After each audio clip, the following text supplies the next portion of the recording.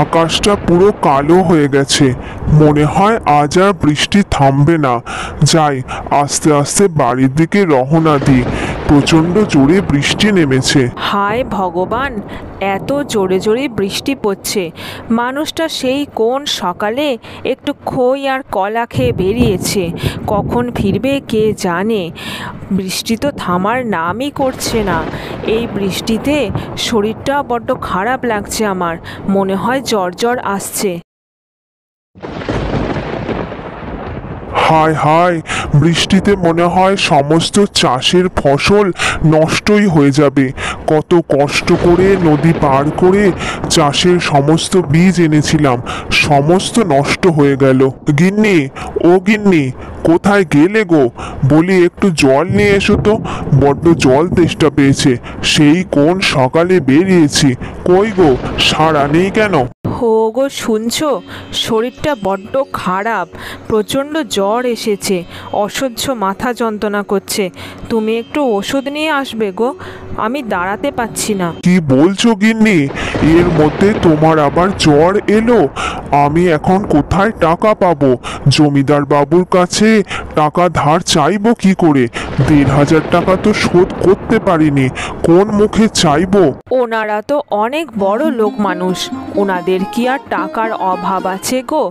আমাদের মতো গরিব মানুষদের দিন আনা দিন খাওয়া, কি করা যাবে বলো? শরীরটা যে বড্ড খারাপ, না হলে বলতাম না। তুমি একটু যাও জমিদার বাবুর কাছে টাকা ধার করে একটু ওষুধ নিয়ে এসো ডাক্তারের কাছ থেকে। আচ্ছা আচ্ছা, ঠিক আছে।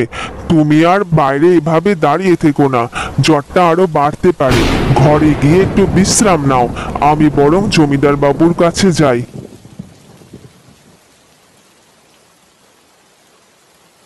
কি যে করি আমি এখন? জমিদার বাবুর টাকা শোধ করব কি করে? তার মধ্যে টাকা ধার চাইতে যাচ্ছি, কে জানে আজ কপালে কি আছে। বলি কর্তামশাই, একটু জরুরি দরকারে আসতে হলো। কানাই এসেছে, আপনার সাথে দেখা করতে চায়। কি বলবো বলুন তো? আচ্ছা আচ্ছা, কানাই এসেছে, মনে হয় পাওনা গন্ডা মেটাতে এসেছে। যাও যাও, আর দেরি না করে এখনই পাঠিয়ে দাও। ১,৫০০ টাকা ওর কাছে আমি পাবো। কর্তামশাই, বড় বিপদে পড়ে আসতে হলো। গিন্নির শরীরটা বড্ড খারাপ কর্তামশাই, বড্ড জ্বর এসেছে, ওষুধ খেতে হবে, কিন্তু ওষুধ কেনার টাকা নেই। ডাক্তার না দেখালে গিন্নির অবস্থা খুবই খারাপ হয়ে যাবে। একটু যদি টাকা ধার দিতেন। কি কি কি কি বললি? টাকা ধার? আগে ১,৫০০ টাকা শোধ করবি, তারপর টাকা ধারের কথা মুখ দিয়ে আনবি। বলি লজ্জা করে না টাকা ধার চাইতে? দিন না কর্তামশাই, বড্ড দরকার টাকাটার। আমি কথা দিচ্ছি, আমি যেভাবেই হোক আপনার টাকা ২-৩ মাসের মধ্যে শোধ করেই দেব। গিন্নি ছাড়া যে আমার আর কেউ নেই কর্তামশাই, শরীরটা ভালো নেই গিন্নির। কয়েকটা টাকা একটু ধার দিন না। যা যা, ওসব টাকা পয়সা হবে না। তোদের মতো গরিব মানুষরা আমাদের কোনোদিনই উপকারে আসবে না। যত তাড়াতাড়ি পারিস আমার এই ১,৫০০ টাকা শোধ করে দিস। হ্যাঁ গো, বলি কার সাথে এত রাতে কথা বলছিলে? কে এসেছিল দেখা করতে? কে আবার আসবে? আমাদের গ্রামের কানাই টাকা ধার চাইতে এসেছিল। বলে কিনা বইয়ের নাকি প্রচন্ড জ্বর। ওসব বাহানা, বুঝলে গিন্নি, বাহানা। সমস্ত টাকা আদায় করার একটা মিথ্যা ছুতো। আমি তো পরিষ্কার না করে দিয়েছি, ওসব টাকা পয়সা হবে না, তাতে যা হবে হবে। আচ্ছা আচ্ছা, ভালোই করেছো। আর ওই কানাইয়ের বউ রত্না মাঝে মাঝে এদিক দিয়ে গেলে দেখা করতে আসে। আমি কি বুঝি না নাকি? ওসব হচ্ছে তেল মেরে চলার একটা উপায়, যদি কিছু টাকা পয়সা পাওয়া যায় তার জন্য। আমি তো কিছুই দিই না। কি যে হবে গিন্নি, বড্ড অসহায় লাগছে। তোমার জন্য একটু ওষুধও কিনে দেব, সে পয়সাটুকু আমার নেই।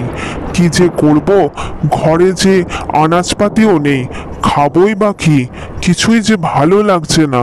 ভগবান এমন দুর্দিন কেন যে দিয়েছে ভগবানই জানে। ওগো, চিন্তা করো না, সব সময়ে সব হবে। আমার জ্বর ঠিক কমে যাবে। ভগবানের ওপরে ভরসা রাখো। ওষুধ যদি না পাই তো না পাওয়া যাবে, কি আর করব। আমি তো ভগবানের হাতেই সব ছেড়ে দিয়েছি, যা হবে দেখা যাবে। আমার যে মাথায় মাথায় আরো চিন্তা গিন্নি, জমিতে যা ফসল লাগিয়েছিলাম সব তো এই বৃষ্টিতে নষ্ট হয়ে যাবে। নৌকা করে ওই পারে গেছিলাম ফসলের বীজ আনতে, সেগুলো আস্তে আস্তে বৃষ্টিতে সমস্ত নষ্ট হয়ে গেল।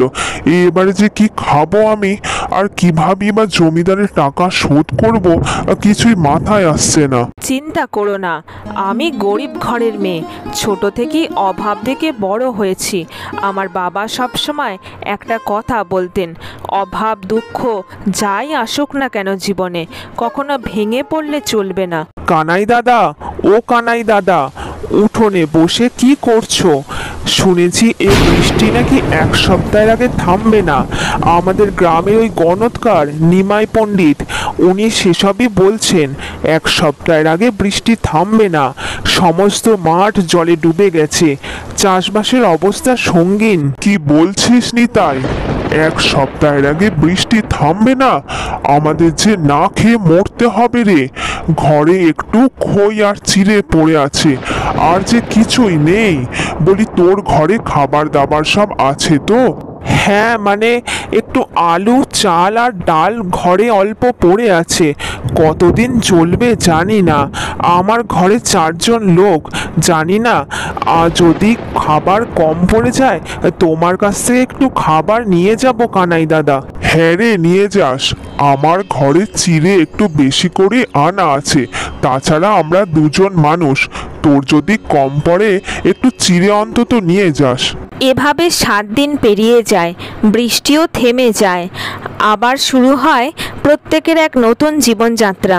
গিন্নি, বলছি আমি একটু নদী পাড়ে যাব আমার ওই নৌকাটা নিয়ে। এখন ওই নৌকাটাই আমার শেষ ভরসা। নদী পারাপার কেউ করলে যদি একটু টাকা পয়সা লাভ হয় আর কি। ও মা, তাই বুঝি? এ তো খুব ভালো কথা গো। তাছাড়া এই গ্রামে তুমি ছাড়া আর কেউ নৌকা চালাতে পারে না, তাই তুমি নৌকা চালানোর কাজ করলে কেউ যদি নদী পারাপার করে সেখানে তোমার পয়সা রোজগার হতে পারে।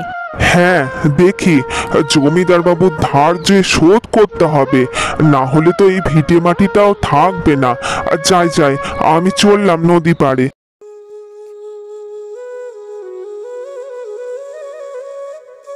হায় হায় রে, এখানে এসে ভাবলাম নদী পারাপার করে যদি কিছু টাকা রোজগার করা যায়।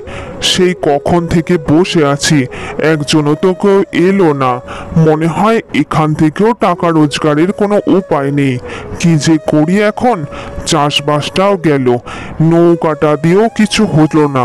কানাই, ও কানাই, তোমাকে একটু বিশেষ দরকার আছে। একটা খারাপ খবর আছে কানাই। কি হয়েছে নিতাই? আবার কার কি হলো? বলি, আমাকে কি কিছু উপকার করতে হবে নাকি? হ্যাঁ কানাই, জমিদার বাবুর স্ত্রী, মানে আমাদের গিন্নিমা, কাল রাত থেকে জ্বরে ভুগছে, প্রচণ্ড জ্বর, কোনো সার নেই। জমিদার বাবু মনে হয় স্ত্রীকে নিয়ে এদিকেই আসছেন। কি বলছো নিতাই? তাহলে তো আমাকে এক্ষুনি হাসপাতালে নিয়ে যেতে হবে, না হলে তো গিন্নিমা সুস্থ হবে না। কোথায় কোথায় জমিদার বাবু কোথায়? কানাই, ও কানাই, এদিকে এদিকে। সর্বনাশ হয়ে গেছে কানাই, তোমাদের গিন্নিমা কাল রাত থেকে জ্বরে ভুগছে, কোনো সার নেই, কিছু খেতে পাচ্ছে না। হাসপাতালে ভর্তি না করলে একটা অঘটন হয়ে যাবে। এই গ্রামে তুমি একমাত্র নৌকা চালাতে পারো কানাই, আমার স্ত্রীকে বাঁচাও, বাঁচাও আমার স্ত্রীকে। জমিদার বাবু, আপনি কোনো চিন্তা করবেন না, গিন্নিমাকে নিয়ে এদিকে আসুন, আমি এক্ষুনি নৌকা করে নদী পার করে হাসপাতালে নিয়ে যাচ্ছি।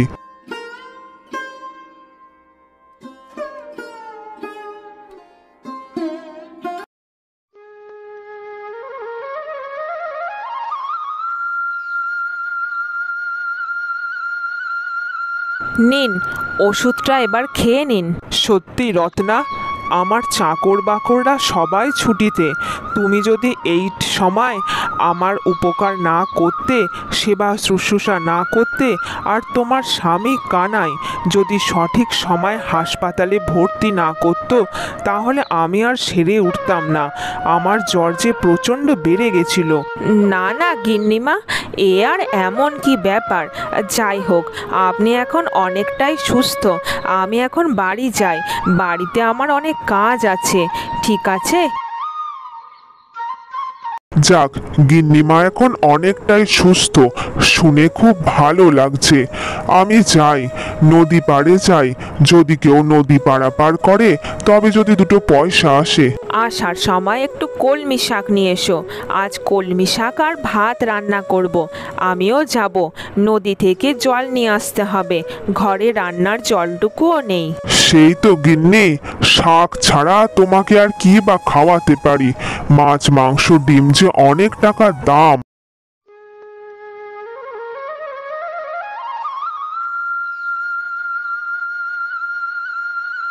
রত্না আর কানাই আমাদের এখানে দেখে সত্যি অবাক হয়ে যাবে। সত্যি ওরা না থাকলে আমি আর বেঁচেই ফিরতাম না। ওদের এই ঋণ কোনো দিন শোধ করতে পারবো না। এই তো রত্না এসে গেছে। বলি রত্না, একটা কথা ছিল। তোমাদের এই ভিটে মাটিতে আর থাকা হবে না, মানে আমি আর থাকতে দেব না। সে কি কর্তামশাই, এই ভিটে মাটিটা ছাড়া আমাদের যে আর কিছুই নেই। আমার স্বামী আস্তে আস্তে ধার সব শোধ করে দেবে, আমি কথা দিচ্ছি কর্তামশাই। ধার শোধ? ধার তো আমাদের শোধ করার কথা। তোমরা না থাকলে আমার গিন্নি আজ বেঁচে ফিরতো না।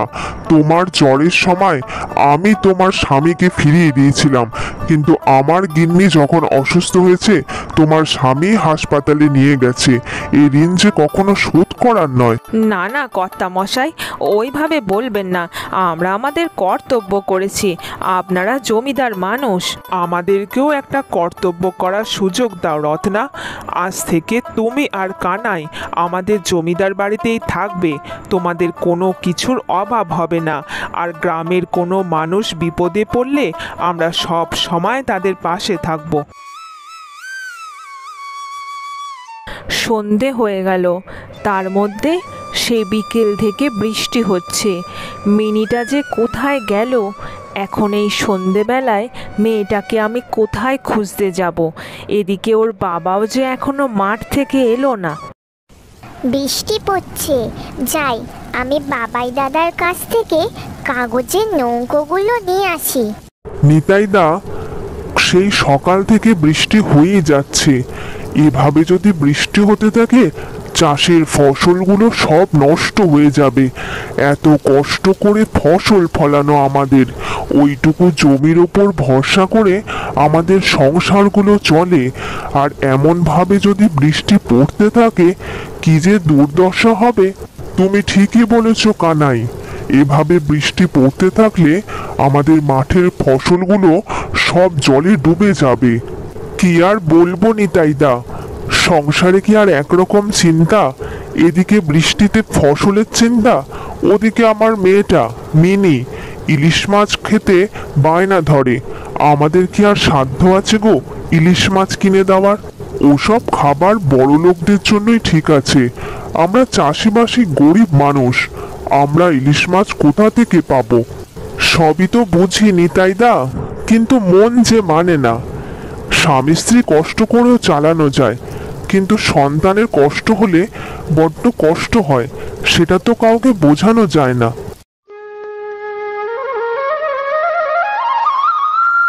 মা, ইলিশ মাছ রান্না করেছো?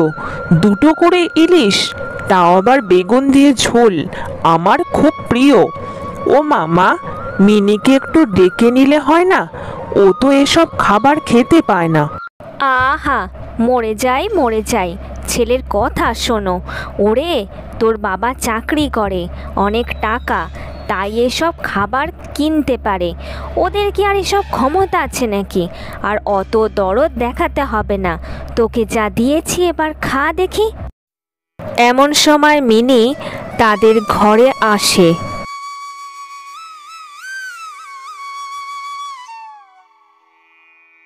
এই যে বলি, এই ভর সন্ধেবেলা বৃষ্টির সময় তোকে কি আসতে হয়? সত্যি ভালো ভালো খাবারের গন্ধেই মনে হয় এত দূর অবধি চলে এসেছিস। না গো কাকিমা, না, আমি বাবাই দাদার কাছ থেকে কাগজের নৌকাগুলো নিতে এসেছিলাম। সকালে আমি আর বাবাই দাদা মিলে অনেক কাগজের নৌকা বানিয়েছিলাম। আহা ঢং, ওসব এখন হবে না। বাবাই এখন খেতে বসেছে, তুই এখন যা দেখি। এরকম করে কেন বলছো কাকিমা? আমি তো কিছু খেতে চাইনি, আমি শুধু কাগজের নৌকাগুলো নিতে এসেছিলাম। ও মা, তুমি অমন করে মিনিকে বকছো কেন? ও তো আমার কাছ থেকে কাগজের নৌকাগুলো নিতে এসেছে বৃষ্টির জলে ভাসাবে বলে। থাক বাবাই, তুই আর ওর হয়ে কথা বলিস না। ভালো ভালো খাবারের লোভে আমাদের ঘরে মাঝে মাঝেই চলে আসে, তাকে আর বুঝি না নাকি? না গো কাকিমা, এরকম করে বলো না। আমি এখনই চলে যাচ্ছি, আর আসবো না গো।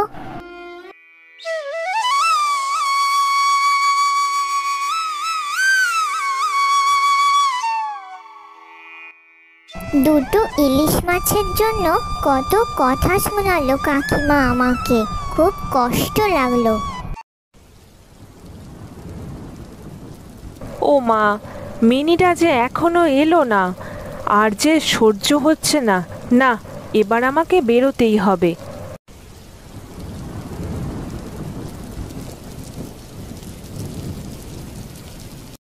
মিনতি মিনিকে খুঁজতে খুঁজতে গ্রামের এক প্রান্তে আসে, আর সেখানে দেখে একটা গাছের নিচে মিনি বসে আছে। মা, তুমি এখানে আমাকে খুঁজতে এসেছো? আমি ঠিক বাড়ি চলে যেতাম, আমার একটু মন খারাপ হয়েছিল, তাই আমি গাছতলায় একটু বসেছিলাম। তুই জানিস মিনি, তোর জন্য আমার কত চিন্তা হচ্ছিল। ওদিকে তোর বাবা জমি থেকে এখনো ফেরেনি, আর এদিকে তুই ভর সন্ধেবেলা বাড়ি ঢুকিসনি। আমি কাকিমাদের বাড়ি গেছিলাম বাবাই দাদার কাছ থেকে কাগজের নৌকাগুলো আনতে। জানো মা, বাবাই দাদা আর কাকিমা দুটো করে ইলিশ দিয়ে বেগুনের ঝোল রান্না করে খাচ্ছিল। বুঝলাম মিনি, আমাদেরও তো ক্ষমতা কোথায় রে তোকে ইলিশ মাছ কিনে দেওয়ার। আমাদেরও যে খুব ইচ্ছা করে। আর যাই হোক, এখন বাড়ি ফিরে চল।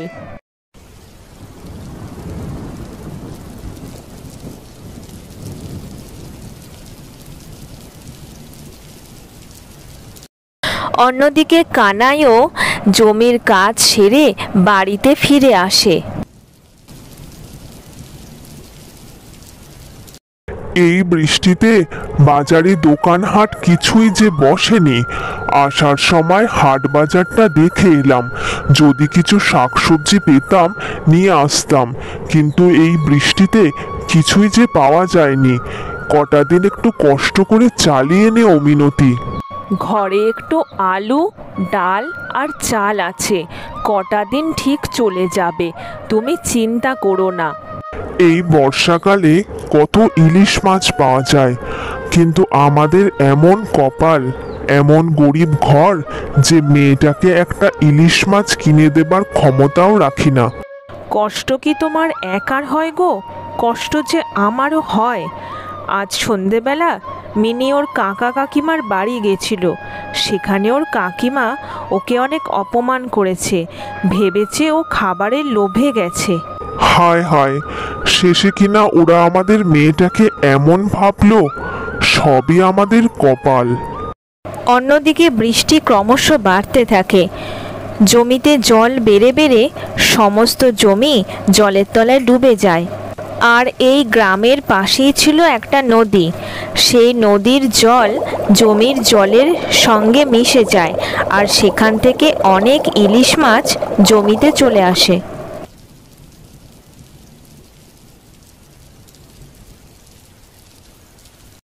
আরে, আমাদের জমিতে তো অনেক ইলিশ মাছ উঠছে।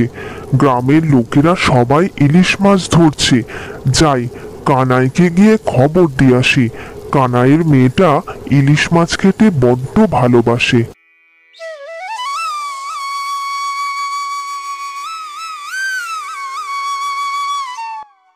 কানাই, ও কানাই, বাড়িতে আছো নাকি? আমি নিতাই, বাড়িতে থাকলে একবার আসো, দরকার আছে। আরে নিতাই দাদা যে, তোমার বাড়ি তো আমার বাড়ি থেকে অনেক দূরে। এতটা দূরে এই বৃষ্টিতে ভিজে ভিজে এসেছো, বলি কোনো বিপদ হয়নি তো? না কানাই, একটা খবর দিতে এসেছি। যেভাবে বৃষ্টি পড়ছে, গ্রামের ওইদিকে যে নদী আছে, সেই নদীর জল জমি অবধি চলে এসেছে। আর তাতে নদীতে যেসব ইলিশ মাছগুলো ছিল, সব জমিতে এসে গেছে। গ্রামের লোকরা সবাই ইলিশ মাছ নিচ্ছে। তাই নাকি নিতাইদা? আমার মেয়েটা ইলিশ মাছ খাবে বলে কত বায়না করে। তুমি খুব ভালো খবর দিয়েছো, আমি এখনই যাচ্ছি। হ্যাঁ কানাই, আর দেরি করো না। তোমার মেয়েটার জন্যই আমি তোমাকে ইলিশ মাছের খবর দিতে এলাম।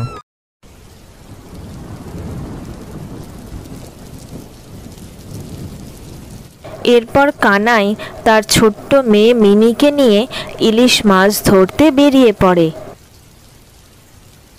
ভগবান যেন সহায় হলো, নদীর জলটা জমির জলের সাথে মিশে যাওয়ায় মেয়েটার জন্য একটু ইলিশ আনতে পারবো। ও বাবা, তাড়াতাড়ি চলো, তাড়াতাড়ি চলো, না হলে সবাই ইলিশ মাছগুলো নিয়ে নেবে।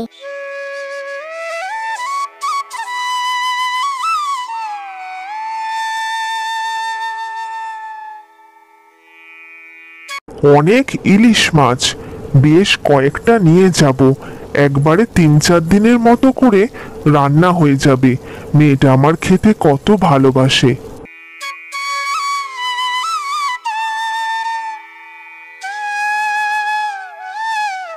বাবা বাবা, দেখো কত বড় বড় ইলিশ মাছ। বেগুন দিয়ে ইলিশ মাছের ঝোল রান্না হবে, আর আমরা সবাই একসাথে খাবো। হ্যাঁ রে মিনি, আর কোনো চিন্তা নেই। এবারে কয়েকদিন ধরে আমরা ইলিশ মাছ রান্না করে খাবো। কি মজা, কি মজা! চলো বাবা, আমরা এই ইলিশ মাছগুলো তাড়াতাড়ি করে বাড়ি নিয়ে যাই। মাকে বলবো রান্না করে দিতে। আমার থলেটাতে ইলিশ মাছটা ভরে দিচ্ছি, তুই বরং মাছটা নিয়ে বাড়ি যা। আমার একটা কাজ আছে, করে তারপর আমি বাড়ি পৌঁছে যাব। ঠিক আছে বাবা, তাই হবে। তুমি আমাকে ইলিশ মাছটা থলিটাতে ভরে দাও, আমি নিয়ে বাড়ি চলে যাচ্ছি।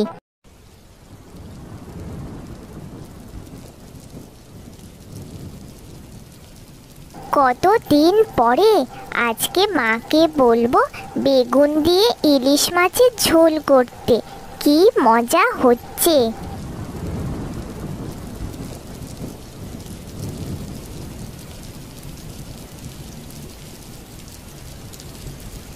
মা, ও মা, তাড়াতাড়ি এসো, দেখো আমি কি নিয়ে এসেছি, ইলিশ মাছ।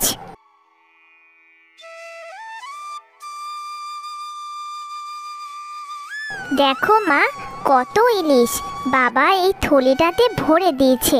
ও মা, আজকে ইলিশ মাছ রান্না করবে তো? ও মা, কত সুন্দর ইলিশ মাছ, একদম রূপোর মতো চকচক করছে। আর বৃষ্টিতে দাঁড়িয়ে থাকিস না মিনি, ঘরে ঢোক, না হলে যে জ্বর আসবে। ঠিক আছে মা, তাই হবে।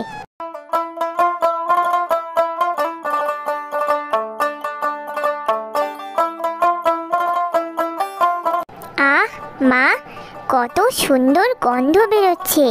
কচি কচি বেগুন দিয়ে ইলিশ মাছের ঝোল আর গরম গরম ভাত, কি মজা হবে! হ্যাঁ রে মিনি, আজকে আমারও খুব আনন্দ হচ্ছে।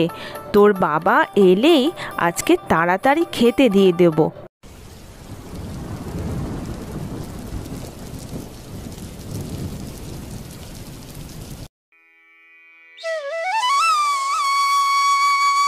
ও মা গিন্নি, তুমি যে 2টো করে ইলিশ মাছ দিয়েছো, আমাদের মতো গরিব মানুষের কি 2টো করে ইলিশ মাছ খাওয়া শোভা দেয়? খাও না বাবা, আমরা তো ইলিশ মাছ খেতেই পাই না। আজ অনেকগুলো মাছ জালে ধরা পড়েছে, তাই তো মা বেশি করে রান্না করেছে। আচ্ছা আচ্ছা, ঠিক আছে, তাই হবে। তবে আমরা আজ 2টো করে ইলিশ মাছ দিয়ে গরম গরম ভাত খাবো। কবে আবার ইলিশ মাছ খেতে পাবো জানি না, তাই একটু দুটো করে ইলিশ মাছ দিয়েই রান্না করলাম। আর শোনো, একটু ইলিশ মাছ সর্ষে দিয়ে রান্না করেছি, তুমি বরং নিতাই দাদাকে একটু পরে গিয়ে দিয়ে এসো। হ্যাঁ বাবা, নিতাই জেঠুর জন্যই তো আজকে আমরা ইলিশ মাছ খেতে পাচ্ছি। জেঠু যদি খোঁজটা না দিত তাহলে তো খেতেও পেতাম না। হ্যাঁ, একদম ঠিক কথা। আসলে কিছু কিছু মানুষ চিরকালই ভালোই থাকে। চলো এবার আমরা খাওয়া দাওয়া করে নিই।